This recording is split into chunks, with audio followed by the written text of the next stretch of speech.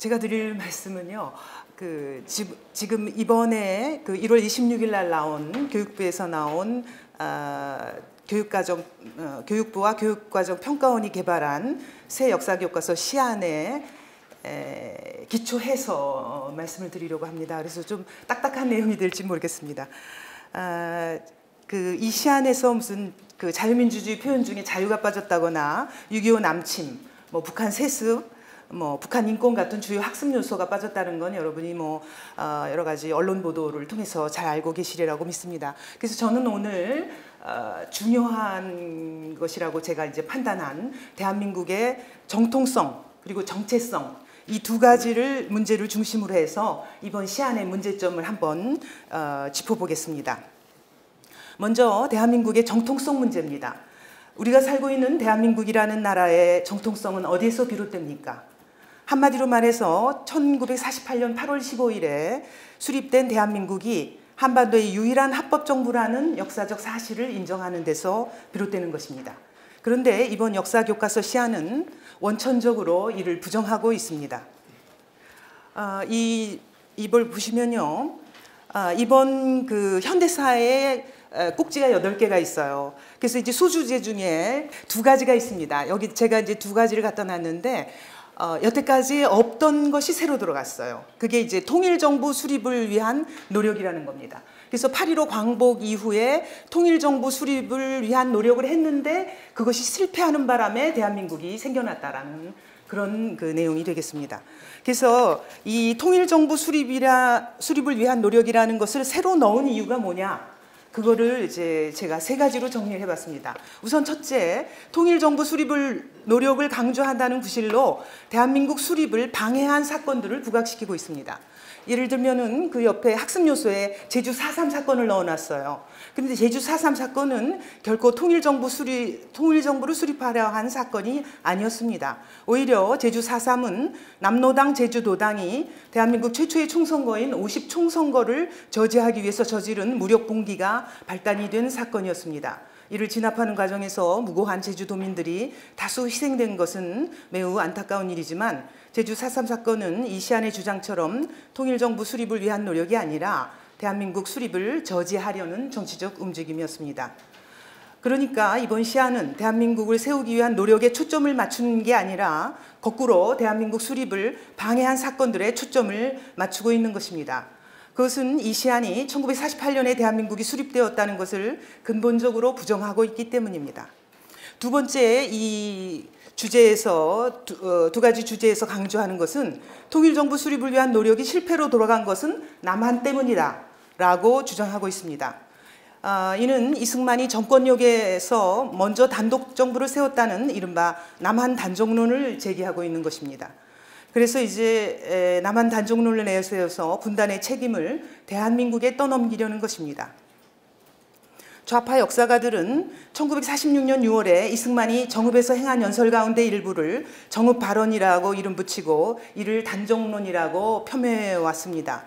이 통일지향 민족주의 사학이라는 그럴듯한 이름 아래 통일정부를 수립하지 못한 것은 정권의 눈이 먼 이승만이 먼저 단독정부를 수립했기 때문이다 라고 주장하는 것입니다. 그러니까 대한민국을 수립한 이승만 대통령을 오히려 분단의 원흉으로 만들어버리려는 것입니다.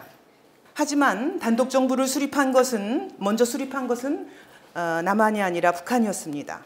1946년 2월 8일 북조선 임시인민위원회가 설립되었는데 이는 북한이 먼저 사실상의 단독정부를 수립했음을 뜻하는 것입니다. 이 사진 자료를 봐주십시오. 이게 이제 1946년 2월 8일에 북조선 임시인민위원회가 성립되던 당시의 자료 사진입니다. 우리나라 국사편찬위원회에서 수장하고 있는 자료인데요. 이 플래카드가 위에서 아래로 걸려 있는 게 2개가 있죠. 그 왼쪽에 걸 보시면은 희미하지만 보이실 겁니다. 인민위원회 성립 이렇게 돼 있어요.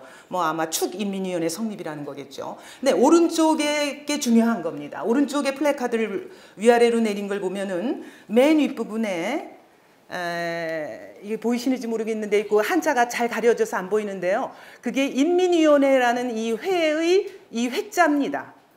그래서 회는 우리의 정부이다라고 확연하게 써져 있어요. 이건 뭘 뜻하느냐 하면요. 46년 2월 8일에 수립된 북조선 임시인민위원회가 정부라는 것을 그 당시에 사람들이 다 인지하고 있었다는 얘기입니다. 그것은 46년 2월에 정부가 수립되었고요. 북한이 먼저 단독 정부를 수립했다라는 증거고요. 그 다음에 46년 3월에 그 다음 달에 무슨 일이 있었느냐? 북한이 토지개혁을 했습니다. 그러니까 토지개혁을 했다는 건 뭡니까? 국가가 모든 토지를 몰수를 했어요. 그러니까 그래서 그것을 경작권을 이제 분배를 하거든요. 그러니까 토지를 몰수했다라는 것은 국가가 있었기 때문에 가능한 겁니다. 국유화한 거예요. 국유화를 했다는 건 뭡니까? 국가의 소유로 만들었다는 것, 국가가 있다는 것을 입증하는 거예요. 그래서 46년 2월과 3월에 이런 일련의 일이 있었기 때문에 이승만 박사가 46년 6월에 4개월 후입니다. 북한이 먼저 정부를 세운 후에 46년 6월에 정읍에서 연설을 한 것입니다. 우리 남방만이라도 통일 노력을 했는데 안 되니까 남방만이라도 위원회 같은 것을 만들어서 소련을 철퇴시키자. 소련으로 하여금 우리 땅에서 물러가게 하자라고 발언한 것을 가지고 그걸 가지고 우리가 남한이 먼저 단독 정부를 수립했네, 이승만의 정권 요기네 하고 이제 제시를 하는 거죠. 그 다음에 세 번째 이 지금 아까 말씀드린 이 소주제를 통일정부 수립을 위한 노력이라는 것을 넣은 까닭은 뭐냐면요, 남한과 북한을 대등한 정부로 취급하려는 것입니다. 여기 보시면은요, 여기 보이시는지 모르겠는데 대한민국 정부 수립하고 북한 정권 수립해 갖고 나란히 놓고 있어요. 이것은 이제 무슨 뜻이냐면요, 이 지필기준 이번에 나온 그 시안의 86쪽에 나와 있는 건데요. 남한과 북한의 각각 들어선 정부의 수립 과정과 체제적 특징을 비교한다라고 돼 있어요. 그러니까 남한과 북한의 두 개의 정부가 들어섰다는 주장은 대한민국이라는 국가의 수립 자체를 부정하는 것입니다. 이를 그리고 정부 수립으로 격화시키는 것입니다. 즉 대한민국의 정통성을 정면으로 부정하는 것입니다. 여기에는 대한민국은 태어나지 말았어야 하는 나라이기에 결코 나라로 인정할 수 없다는 역사 인식이 저변에 깔려 있습니다. 대한민국의 정통성을 부정하는 시안의 그 작업은 이걸로 끝난 게 아닙니다. 여기 또 있습니다. 이번 시안은 유엔 총회가 대한민국을 한반도의 유일한 합법 정부로 승인했다는 사실에 유의한다라는 내용을 지필 기준에서 빼버렸습니다. 아예 빼버린 것이죠. 자, 대한민국의 수립을 국제사회가 인정한 것, 이것이 왜 중요한가 하면요, 우리가 이제 국가의 3요소가 있는데 나라로 인정받으려면은 영토와 주권과 국민이 있어야 한다는 건 널리 알려진 사실입니다. 그러나 현대 세계에서는 국제사회의 승인이 네 번째 요소, 국제사회의 승인이 있어야 됩니다. 근데 국제사회의 승인, 이거 이제 중요하다는 것을 이승만 박사가 일찌감치 알고 계셨어요. 그래서 48년 8월 15일 정부 수립하기 전에 이미 대통령으로 취임한 7월에 대통령으로 취임하면서 제일 먼저 하신 일이 뭐냐 하면은 파리에서 열리는 제3차 유엔 총회에 우리나라 대표단을 보낸 겁니다. 그래서 거기서 그 대표단으로 하여금 유엔에서 우리 대한민국이 수립되었는데 국제적으로 승인받을 수 있도록 한 거예요. 그래서 48년 12월 12일 유엔 총회 마지막 날입니다. 이날 가까스로 유엔에서 승인을 받았습니다. 그래서 이 대한민국이 유엔의 승인을 받았다는 것은 대한민국의 정통성을 나타내는 것입니다. 왜냐하면요, 여기서 이제 보시면 알지만 유엔 결의안 195호입니다. 이게 이제 유일한 합법 정부로 승인됐다라는 내용이, 이게 이제 이렇게 잘 안 보이시지만 왼쪽하고 오른쪽이 있잖아요. 이게 195 결의안을 왼쪽이 영어로 된 거, 오른쪽이 불어로 된 겁니다. 그래서 이제 나란히 있는데 내용은 똑같은 내용이에요. 그래서 지금 이제 여태까지 문제가 된 내용이 뭐냐 하면은 요 맨 밑에 제가 형광펜으로 한 내용입니다. 그거를 이제 푸른 내용이 바로 이겁니다. 이거 보이시죠? And that this is the only such government in Korea라고 그래서 in Korea라고 돼 있어요. 한반도라고 분명히 써져 있습니다. 그래서 한반도에서 the only, 유일한 such government, 이 such는 앞에 나온 문장에 lawful을 받는 거예요. 그래서 번역하면은 대한민국 정부가 한반도의 유일한 합법 정부다라고 승인을 한 겁니다. 왜 저기에 the only, 유일한이 들어갔냐 하면 우리가 48년 8월 15일에 정부를 수립했고요. 북한은 미리 해놨지만 우리한테 단독 정부 수립했다고 뒤집어 씌우기 위해서 그보다 좀 늦게 48년 9월 9일에 마치 정부를 수립한 척하고 했습니다. 그래서 유엔 총회가 열린 48년 12월은 이미 한반도에 두 개의 정부가 들어섰다라는 것을 유엔의 관계자들도 다 알고 있었던 거예요. 그 두 개의 정부 중에서 코리아가, 그러니까 DPRK가 아니라 ROK, 대한민국이 이 인코리아, 한반도 전체에서 유일한 정부라고 승인이 된 겁니다. 결국 여기에는 북한은 불법적인 정부라는 그 함의가 저변에 깔려 있는 것이죠. 그래서 그렇기 때문에 이 대한민국에 대한 유엔의 승인은 대한민국의 정통성을 나타내는 건데요. 이번 현재 고등학교에서 쓰고 있는 교과서 8종 중에 3종이 검정을, 그게 2013년에 검정을 통과했는데요. 그 검정을 통과하는 과정에서 이나마 한반도 유일한 합법정부라는 그것을 왜곡 서술한 것이 3종이나 있었어요. 그래서 동아교과서라든가 미래인 교과서는 뭐라고 했는고 하니 선거가 가능하였던 한반도 내에서 유일한 합법정부였다라고 해가지고 유일한 합법정부라는 거 실질적으로 부정을 했고요. 천재교육 같은 경우에 38도선 이남 지역에서 정통성을 가진 유일한 합법정부라고 해가지고 공식적인 유엔의 문건과 다른 서술을 했던 겁니다. 그러니까 그 나라의 정통성을 가르쳐야 할 국사교과서가 이처럼 앞장서서 나라의 정통성을 훼손했다는 사실, 이것이 바로 지난 2015년에 국정교과서 도입을 결정하게 된 가장 큰 배경을 이루고 있는 것입니다. 그러므로 2015 교육과정은 유엔으로부터 한반도의 유일한 합법정부로 승인받은 사실을 서술한다라고 명기하고 있습니다. 그런데 이번 역사교과서 시안은 유엔의 대한민국 승인 사실을 아예 빼버리는 방식을 택했습니다. 이것은 대한민국의 정통성을 정면으로 부정하는 것입니다. 그 다음에 이제 제가 지난 몇 년간 국사교과서를 분석하면서 이 좌편향 교과서의 행태를 이제 한 문장으로 만들어 봤는데요. 그게 뭐냐 하면은 대한민국 깎아내리고 북한 감싸기입니다. 그러니까 대한민국은 최대한 깎아내리고 북한은 무조건 감싸고 도는 행태, 이것이 이제 어제 오늘에 시작된 게 아니고요. 국사교과서에서 검정제가 도입된 것이 2002년인데 그때 이제 한국 근현대사 교과서 7종이 검정을 통과했어요. 근데 그때서부터 이제 우리 시작된 고질적 병폐, 이것이 바로 대한민국 깎아내리고 북한 감싸기입니다. 굉장히 교과서 파동이 2003년부터 있었고 긴 얘기를 다 말씀드릴 수는 없고요. 자료집에서 참고하시기 바라고요. 저는 이제 지금 현장에서 쓰고 있는 현행 교과서를 중심으로 말씀을 드리겠습니다. 이 2013년에 아까 검정을 통과한 교과서가 8종이 있었다고 그랬는데 그 중에 이제 하나가 교학서 교과서였고요. 그래서 이제 그때도 검정을 통과하면서 이 2013년 검정 교과서 중에 5종이 편향적 서술을 했다라고 해서 문제가 됐습니다. 이것이 이제 가장 큰 문제가 된 건 뭐냐면은 한반도에 두 개의 정부가 수립되었다.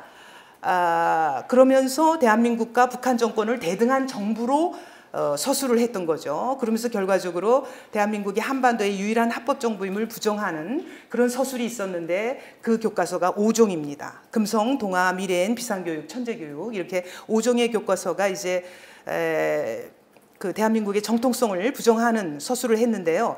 제가 분석을 해보니까 놀라운 것은 이 5종의 교과서가 바로 북한에 관한 서술에 있어서 북한의 불리한 사실은 전혀 서술하지 않고 아예 빼버리거나 아니면은 북한의 주장을 앵무새처럼 그냥 그대로 되풀이하는 그런 서술을 하는 그런 교과서, 즉 친북 서술을 하는 교과서와 완전히 일치한다는 겁니다. 그래서 그 5종에서 제가 이제 교과서를 분석하면서 느낀 건 뭐냐? 친북 성향과 반대한민국 성향이라는 것은 동전의 양면과 같은 것이구나. 그러니까 대한민국을 깎아내리는 교과서는 어김없이 북한을 감싸는 서술을 하고 있더라라는 얘기입니다. 그럼 이번 역사 교과서 새로 나온 시안은 대한민국을 어떻게 깎아내리고 있는가 하는 것을 살펴보겠습니다. 이번 시안은 6.25 전쟁과 남북 분단의 고착화라는 소주제를 넣었어요. 소주제의 제목 자체가 벌써 분단의 고착화입니다. 그런데 여기 이제 보시면요, 반공주의와 독재, 그 다음에 북한의 사회주의 독재 해가지고 우리 이 대한민국에 대해서는 독재, 반공주의와 독재, 북한에 대해서도 사회주의 독재 이런 식으로 해가지고 이제 독재라는 말을 둘 다 넣었습니다. 그게 어떤 의미가 있는지 제가 이제 말씀드려 보겠습니다. 자, 반공주의와 독재라는 새로운 학습 요소를 넣은 까닭이 무엇일까요? 한마디로 이것은 6.25 전쟁 이후 반공과 북진 통일을 내세워서 이승만 정부가 독재를 했다는데 초점을 맞추려고 하는 것입니다. 이게 이제 1953년의 세계 지도입니다. 이걸 보시면요, 자유진영하고 공산진영이 어떻게 대립하고 있는지를 확연히 아실 수가 있어요. 우리 한반도는 어디 있습니까? 요 유라시아 대륙 끝에 있는데 이 빨간색은 다 뭡니까? 이 공산주의 국가죠. 소련과 동유럽의 공산화된 국가들, 그다음에 49년에 중공까지 공산화됐고, 북한, 우리 보십시오. 여기 이 유라시아 대륙의 끝에 이 빨간 이 공산주의 국가들 나라에 그 한반도의 남쪽에 매달려 있는 외로운 섬입니다. 이런 상황에서 반공을 했다는 것이, 반공산주의를 했다는 것은 어떻게 보면 당연한 일입니다. 제 개인적인 생각으로는 이 당시에 그 집권자, 통치자가 반공산주의를 하지 않는다면 그것은 직무유기에 해당돼요.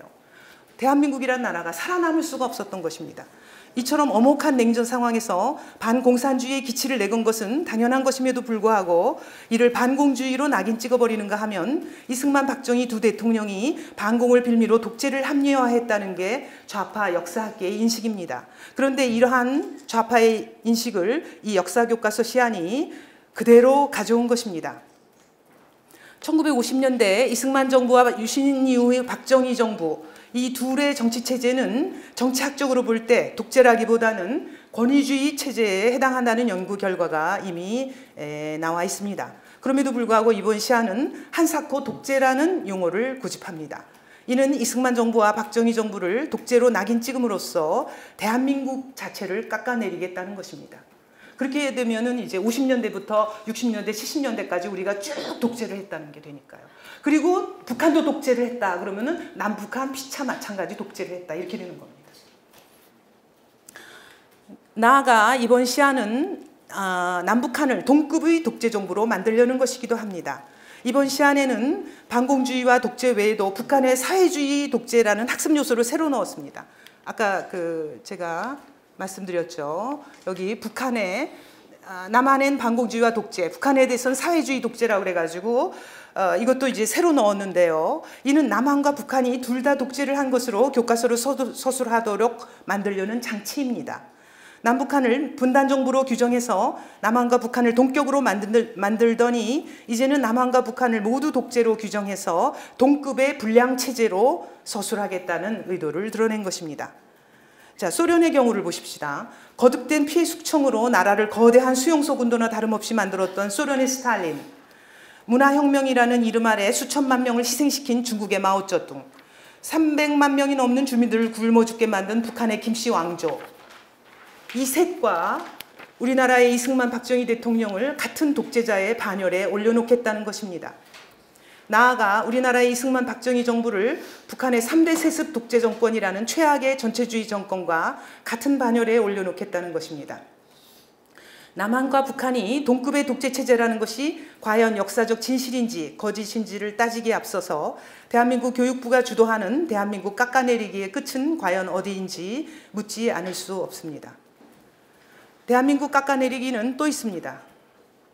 자, 경제 성장에 관한 건데요. 이번 시안에서 특히 주목할 만한 대한민국 깎아내리기는 대한민국이 이룩한 경제 성장이 정부와 국민이 이룬 성취라는 것을 부정하는 지필 기준입니다. 우리의 고도 경제 성장마저 깎아내리겠다는 것이죠. 이번 이 표에서 보시면요, 이게 새로 들어갔어요. 그러니까 지난 교육과정, 2015 교육과정에서는 눈부신 고도 경제 성장을 살펴본다고 되어 있는데 이번 시안에서는 뭐라고 나와 있는 거 하니 경제 성장은 정부와 국민이 이룬 성취라는 일국적 시각에 가두지 말고 세계 경제 변동 과정에서 어떻게 그것이 가능했는지도 파악한다라고 되어 있습니다. 이게 무슨 의미인지 제가 풀어드리겠습니다. 이번 시안의 이 내용은 뭐냐면요. 당시 세계 경제 상황에서는 이승만 박정희 대통령이 아니라도 그 누가 집권했어도 경제 성장이 가능했을 것이라는 해석을 내놓고 있는 것입니다. 과연 그럴까요? 우리나라는 제2차 세계대전 이후 눈부신 경제 성장을 통해 원조를 받는 나라에서 원조를 주는 나라로 도약한 세계에서 하나밖에 없는 나라입니다. 세계 10위권의 경제대국이 우리 대한민국 정부와 국민이 이룬 성취, 즉 지도자와 국민이 함께 일구어낸 성취가 아니라면 그것은 과연 누구에 의해서 그리고 어떻게 이루어졌다는 말입니까? 여기서 파악해야 할 것은 이처럼 대한민국의 놀라운 경제적 성취를 빛바라게 만들려는 이 시안의 저희입니다.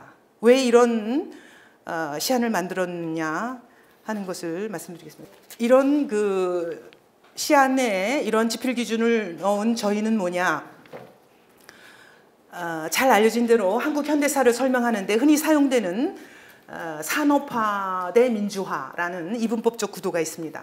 물론 이 구도가 뭐 옳다는 것은 아니고요. 기존에 이제 이러한 산업화 대 민주화라는 구도가 있는데 그 내용이 뭐냐 하면 이승만과 박정희 두 대통령은 집권 말기에 권위주의적 통치 행태를 보였지만 두 대통령에게는 각각 대한민국의 경제 성장에 토대를 구축했다는 거. 이게 이제 이승만 대통령이죠. 그다음에 박정희 대통령에게는 경제 성장을 견인했다라는 공로가 있다는 게 바로 이제 그러니까 말하자면 산업화의 공로가 있다는 게 해석입니다. 하지만 이번 시안은 두 대통령의 공과 과 가운데 공을 인정하지 않겠다는 것입니다.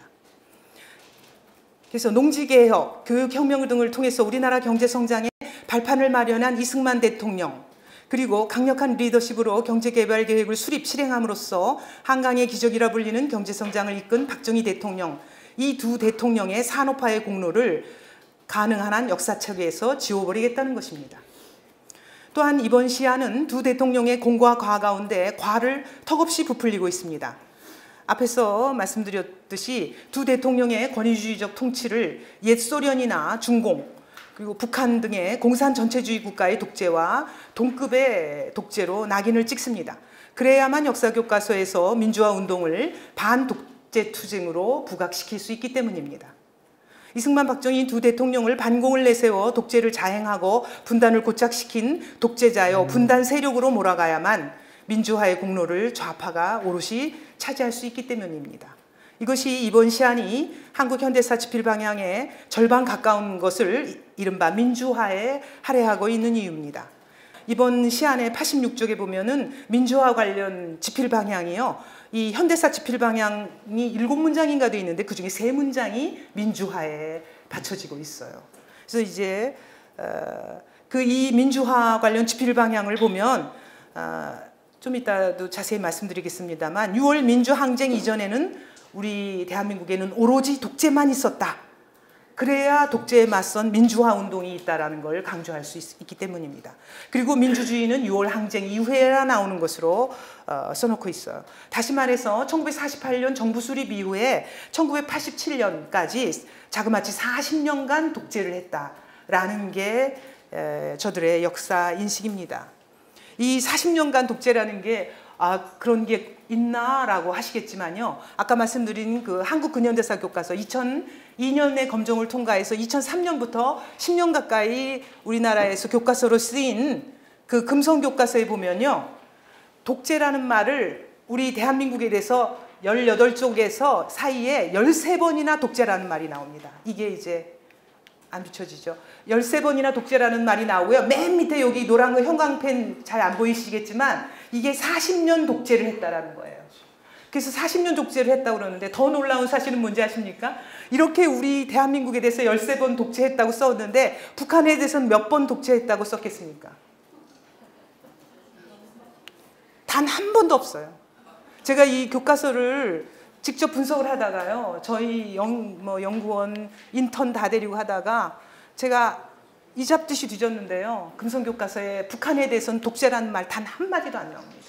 우리만 독재를 했다고 13번 나와요. 40년간 독재했다는 거예요. 40년간. 그게 역사인식인데 이번에 이제 완전히 노골적으로 이렇게 나와 있는 겁니다. 그런데 이게 정말 그러면 40년 독재를 했냐? 이거를 이제 제가 간단하게 설명을 드리겠습니다. 1948년에 우리가 제정한 헌법, 제헌헌법이라는 거죠. 48년의 제헌헌법은 당시로서는 바이마르 공화국의 그 헌법 체계를 들여온 것으로서 그 서구의 가장 선진적인 헌법을 들여온 자유민주주의 헌법이었습니다. 서양의 자유민주주의를 그야말로 이식을 한 겁니다. 옮겨 심으려니까 우리의 당시의 그 열악한 환경에서 하루아침에 어떻게 민주주의가 가능하겠습니까? 그러니까 민주주의가 뿌리 내리는데 시간이 걸리는 거죠. 왜냐하면은 여건이 얼마나 열악했는지 제가 두 가지만 말씀드리겠습니다. 당시 1948년에요. 우리의 국민소득이 개인 소득이 60달러. 하루가 아니에요. 연간 1년에 60달러에서 70달러 사이. 세계에서 가장 가난한 나라였습니다. 아프리카 가나보다도 못 살았어요. 그리고 또 한 가지를 말씀드릴 게 이 자료 사진입니다. 이게 1948년 5월 10일 우리가 이제 정부를 수립하기 위해서 최초의 총선거를 한 사진이거든요. 이때 총선거 보면 이게 귀엽죠? 이 총선거를 보면요. 여기에 안 보이실 거예요. 국회의원 후보가 1, 2, 3, 4, 5라고 안 써져 있어요. 뭐라고 돼 있습니까? 안 보이시죠? 앞에 계신 분들. 짝대기가 그어져 있어요. 왜 그랬겠습니까? 그렇죠. 당시에 국민들의 80% 가까이가 문맹이었어요. 난 놓고 기억자는커녕 아라비아 숫자를 몰라요. 그래서 1, 2, 3, 4, 5 여기 보시면은 6번이 후보 6번인 사람은 짝대기 위에 5개 긋고 밑에 하나 긋고 7번은 위에 짝대기 5개 아래 2개 긋는 짝대기 선거를 했어요.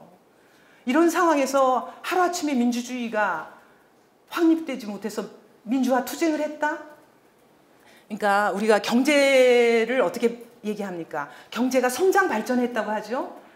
민주주의도 마찬가지입니다. 경제는 왜 성장 발전의 과정으로 보면서 민주주의는 성장 발전의 과정으로 보지 않습니까? 우리가 48년부터 시작해서 점진적으로 성장하고 발전시켜 온 겁니다.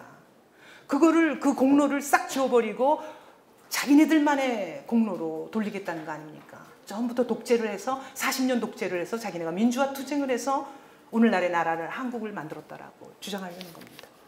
자, 이처럼 대한민국에 대해서는 가능한 모든 방안을 동원해서 서슴없이 깎아내리면서 또 북한에 대해서는 무조건 감싸고 도는 게 이번 역사교과서 시안입니다. 그래서 이번 시안이 북한을 어떻게 감싸고 도는지 한번 살펴보겠습니다. 자, 이번에 역사교과서 시안에서 북한에 관련 것을 얘기하기에 앞서서 지난 2015 교육과정에서는 북한의 오늘날의 실상을 알 수 있는 여러 내용을 교과서에 서술하도록 했습니다. 그래서 북한 주민의 인권 문제라든가 3대 세습, 핵 문제, 천안함 피격 사건이나 연평도 포격 도발 사건 같은 북한의 군사 도발 이런 것을 이제 다 교과서에 서술하도록 했던 거죠. 하지만 이번 시안은 북한의 오늘날의 실상을 알려주는 내용은 모두 빼버렸습니다. 대신에 학생들로 하여금 남북관계의 발전, 남북 화해 과정 이런 것에 주목하도록 만들었습니다. 그런데 북한은 지난 70여 년간 군사도발과 평화공세 사이를 계속해서 오락가락했습니다. 한때 평화 운운하며 대화에 나섰다가도 얼마 안 가서 핵실험을 되풀이하던 북한은 이제 핵무기로 전 세계를 대상으로 위협할 지경에까지 이르렀습니다. 북한의 평화 운운이 평화 공세라 불리는 까닭입니다. 그런데도 이번 시안은 심각한 북한 주민의 인권 문제라든가 북한의 거듭되는 군사도발 등 북한의 실상을 제대로 알기 위해서 교과서에 꼭 들어가야 할 북한 관련 역사적 사실은 다 빼버린 채 실제로는 변변이 이루어진 것도 없는 남북 화해의 과정만을 교과서에 써놓겠다고 합니다. 보기 싫은 것에는 한쪽 눈을 질끈 감고 다른 한쪽 눈으로 보고 싶은 것만 보겠다는 심산입니다.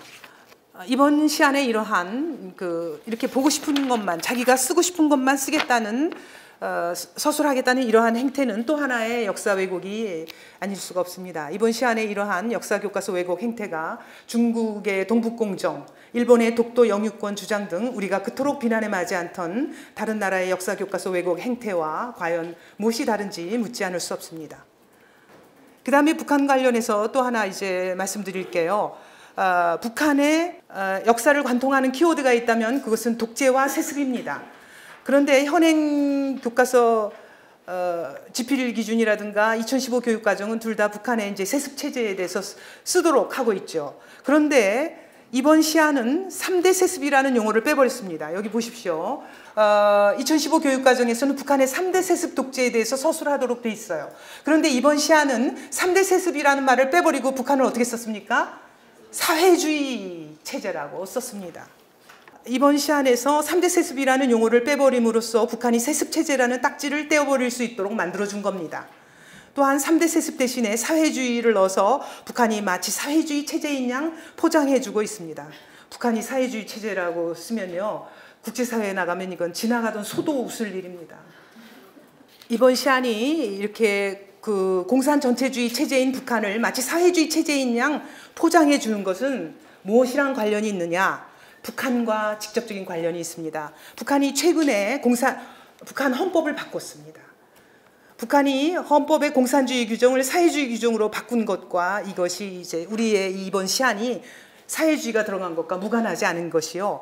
북한이 현실 공산권이 줄줄이 몰락했지 않습니까? 1989년 이후에. 그래서 소련이며 뭐 동구권이 다 무너지니까 2009년에서야 자기네들 헌법에 있던 공산주의라는 용어를 싹 빼버리고 대신에 사회주의로 대체하는 헌법을 만들었어요. 그래서 북한에서 공산주의란 말이 없어지고 사회주의가 생기니까 우리의 이제 이번 시안도 이거랑 관련이 있다고 보는 거죠. 제가 개인적으로 볼 때는 북한의 뜻을 받들어 모시겠다라는 그런 것이 들어가 있는 것으로 보입니다. 자, 그러면은 이렇게 3대 세습 전체주의 독재 정권을 사회주의 체제로 포장해주는 목적이 무엇인가를 알아야 되겠습니다. 그런데 여기서 먼저 주목할 것은 또 하나 문제가 있다는 거예요. 일제 시기에 갑자기 민족운동에 사회주의 운동이라는 걸 넣었어요.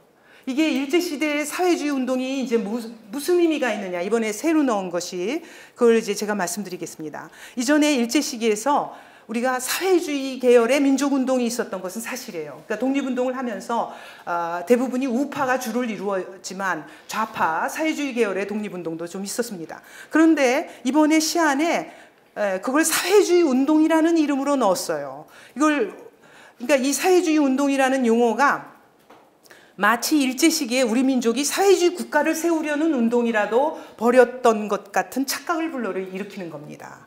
이번 시안이 이처럼 사회주의 운동을 학습 요소로 새로 넣은 까닭은 뭐냐? 이거는 먼저 중고등학생에게 한반도에 사회주의가 일찍부터 존재했다는 인식을 심어주는 거죠. 그럼으로써 사회주의에 대한 거부감을 없애려는 겁니다.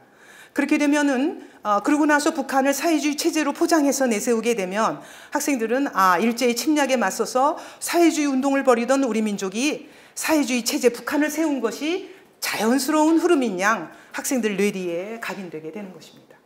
그래서 이제 이런 식으로 했다라는 것을 말씀드리겠습니다. 그러면 이렇게 대한민국을 깎아내리고 북한을 감싸는 최종 목표는 뭐냐? 이게 이제 제가 마무리를 짓겠습니다. 올해 2월 초에 현 집권당인 더불어민주당이 현행 헌법에서 자유민주적 기본질서라는 조항에 자유를 빼버리고 민주적 기본질서로 바꾸는 개헌안을 당론으로 추진하기로 했다가 4시간 만에 번복하는 소동을 벌인 적이 있습니다. 그런데 지금 보신 것처럼 1월 말에 나온 역사교과서 시안에서는 자유민주주의라는 용어를 아예 빼버렸습니다. 이 시안대로라면은 대한민국에는 자유민주주의는 존재한 적도 없게 됩니다. 이 표를 보십시오. 이겁니다. 자, 그래서 오로지 독재만 있게 되는 거죠. 이 시안을 보시면요. 지난 시안은 어떻게 돼 있냐면 4.19 혁명으로부터 오늘날까지 이룩한 자유민주주의의 발전 과정을 이해한다고 분명히 돼 있죠. 그래서 자유민주주의가 들어가 있어요. 그런데 이번에 나온 시안을 보시면은 4.19에 대해서 어떻게 썼냐면 4.19 혁명과 그 이후의 정치 변화를 살펴보고 독재에 맞선 민주화운동과 그 의미를 탐구한다. 아까 제가 말씀드렸죠. 독재라고 하면서 민주화운동. 그러면서 자유민주주의 싹 빼버리고 6월 민주항쟁에 가서 6월 민주항쟁 이후 민주주의가 발전하는 과정에 대해서 파악하자. 뭐 이런 식으로 이제 돼 있는 겁니다. 그러니까 이처럼 역사교과서에서 자유민주주의를 빼버렸다는 것, 그리고 더불어민주당이 새 헌법안에서 자유를 빼버렸다가 취소한 해프닝은 결코 무관한 것이 아닙니다. 깊은 관련이 있습니다. 박인현 대구교대 교수는 대한민국 헌법에서 자유를 빼면 북한의 인민민주주의 등으로 해석될 여지가 있다고 우려했습니다. 서울대 최대권 명예교수는 헌법학자신데요. 더불어민주당이 자유민주주의에서 자유를 배제한 민주주의를 거론한 것은 북한과의 통일을 염두에 둔 것이라고 지적했습니다. 자유민주주의에서 자유를 빼면 그때의 민주주의는 인민민주주의를 포용한다는 것입니다. 이번에 역사교과서 시안도 마찬가지입니다. 이번 시안은 우리 대한민국에 대해서는 자유민주주의에서 자유를 빼고 민주주의라는 용어를 써서 남한이 인민민주주의 체제를 포용하도록 가능성을 열어두었습니다. 동시에 북한의 체제는 자칭 인민민주주의 국가인 북한의 주장 그대로 사회주의 체제로 서술하도록 만들었습니다. 따라서 이번 시안은 자유민주주의와 시장경제 국가인 대한민국의 체제를 바꾸어서라도 남북한 통일을 지향하겠다는 목표를 지닌 것으로 보입니다. 물론 이 시안대로면 남북한 통일의 지향점은 사회주의 체제가 될 가능성이 큽니다. 이처럼 대한민국의 정체성을 바꾸어서라도 우리 민족의 통일만을 이루면 된다는 통일지상주의 역사인식, 이것이야말로 1980년대 이후 민주화라는 그럴듯한 명분 아래 대한민국 사회 전반에 또아리를 튼 좌파 세력이 만들어낸 적폐 중에 가장 큰 적폐입니다. 이제 정리를 해보겠습니다. 국사교과서란 모름지기 그 나라의 정통성을 설명하는 책입니다. 그런데 이 역사교과서 시안은 대한민국을 통일국가가 아니라는 이유 하나로 단독정부로 규정하고 대한민국이 한반도의 유일한 합법정부라는 유엔 결의안마저 빼버렸습니다. 이번 시안은 유엔 승인 사실을 교과서에서 아예 빼버리는 방식을 택함으로써 대한민국의 정통성을 대놓고 부정했습니다. 이는 대한민국 교육부가 앞장서서 대한민국의 정통성을 부정하도록 획책하는 꼴입니다. 이 한반도의 야경, 위성에서 한반도를 찍은 사진입니다. 보시다시피 이 서울 주변은 이렇게 불야성을 이룹니다만 북한은 지도에서 사라져버렸죠. 평양 주변만 조금 남아있을 뿐입니다. 이게 이제 지금 오늘날의 한반도의 상황을 단적으로 보여주는 겁니다. 만약에 남한이 40년 독재를 했다, 더욱이 남한이고 북한이고 똑같이 독재를 했다. 그렇게 된다면 남한은 어떻게 해서 세계 10위권의 번영을 구가하는 국가가 되었으며 북한은 세계에서 가장 가난한 나라, 또 세계에서 세계인들이 지목하는 불량 국가가 되었습니까? 이를 어떻게 설명할 것입니까?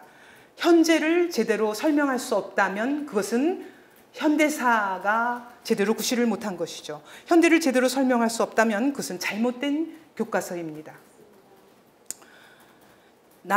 오늘날 대한민국이 누리고 있는 자유와 번영이 어떻게 이룩되었는가를 역사적으로 설명할 수 있어야 제대로 된 국사교과서라고 할 수 있을 것입니다. 오늘 우리가 누리고 있는 자유와 번영은 대한민국이 자유민주주의와 시장경제 체제였기 때문에 가능했습니다. 그러므로 국사교과서는 대한민국 정체성의 근간을 이루는 자유민주주의와 시장경제 체제에 관해 역사적으로 설명을 해야 합니다. 1948년에 자유민주주의와 시장경제 체제로 대한민국을 수립한 것이 공산주의 체제로 북한 정권을 출범시킨 것보다 얼마나 우월한 선택이었는지를 설명해야 한다는 말입니다. 하지만 이번에 교육부가 내놓은 역사교과서 시안은 대한민국의 자유와 번영을 역사적으로 설명하기는커녕 갖은 방법으로 헐뜯도록 장치가 되어 있습니다. 동시에 북한에 대해서는 우리 민족이라는 이유 하나로 온갖 거짓을 동원해서라도 감싸도록 규정하고 있습니다. 이뿐만이 아닙니다. 이번 시안은 남한에 대해서는 자유민주주의에서 자유를 빼버렸으며 빼버림으로써 인민민주주의를 포용하도록 하고 북한에 대해서는 사회주의 체제로 서술하도록 했는데 이는 대한민국의 정체성을 바꾸어서라도 사회주의 통일을 이룩하기 위한 장치라는 의구심을 지울 수가 없습니다.